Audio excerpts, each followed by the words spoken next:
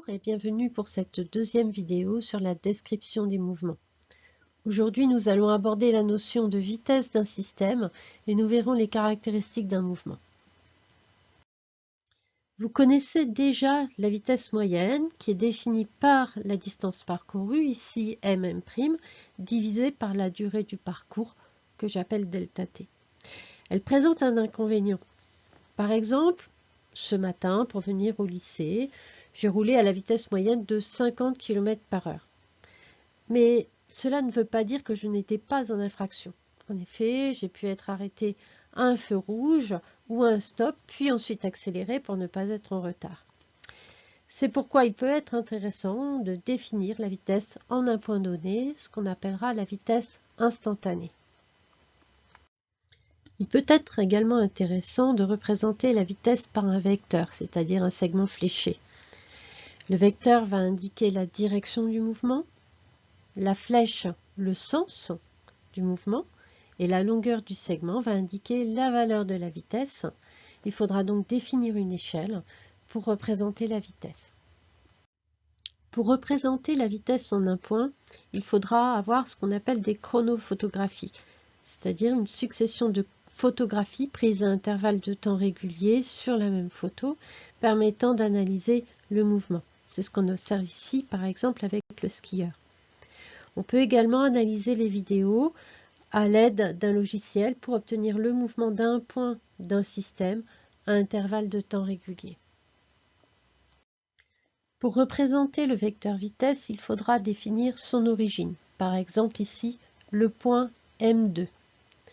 Il faudra lui donner également une direction qui sera tangente à la trajectoire.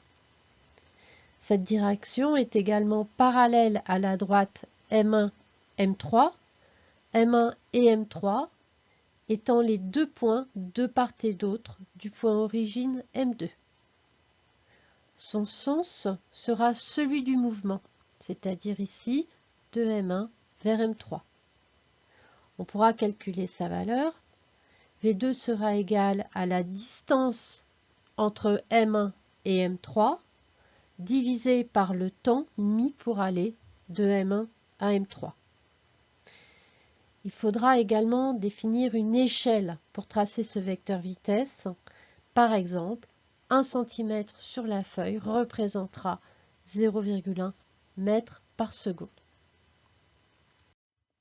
Pour conclure, nous allons caractériser un mouvement.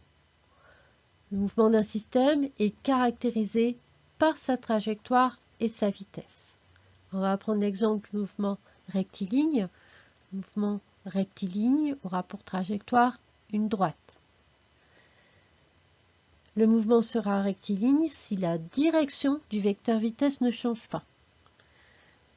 Ici, c'est le cas dans le premier enregistrement. Le deuxième, la trajectoire est circulaire. Vous voyez que le vecteur vitesse, même si sa valeur reste la même, il va changer de direction au cours du temps.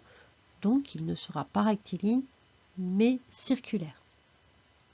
Sur cet enregistrement, nous pouvons voir que les deux flèches, ici, qui représentent les vitesses au point M5 et M6, ne sont pas de taille identique. On pourra dire que la valeur du vecteur vitesse varie.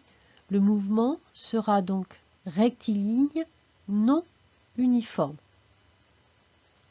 Si par contre, la valeur du vecteur vitesse ne varie pas, vous aurez alors des flèches ici de même taille. Le mouvement sera dit rectiligne uniforme. Uniforme quand la valeur de la vitesse ne change pas. Je vous remercie de votre attention et à bientôt pour une prochaine capsule vidéo.